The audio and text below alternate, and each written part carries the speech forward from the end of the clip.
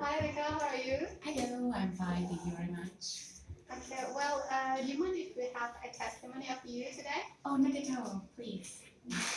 Great. Can you introduce yourself, please? Yeah, my name is Rika Horvat. I come from Europe. I live in Austria, Vienna. That's the capital of Austria. I'm a teacher.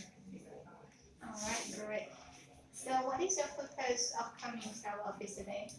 Oh, well, I was here 1 month ago just to extend my visa, and this time I would like to extend my visa.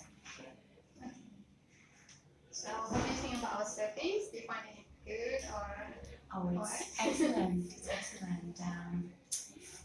Because you give me a lot of information which I can follow. Your advices are really good, so we just can follow all the informations, and it's very clear. It's very That's all? yeah. Okay, thank you. Thank you very Okay. much.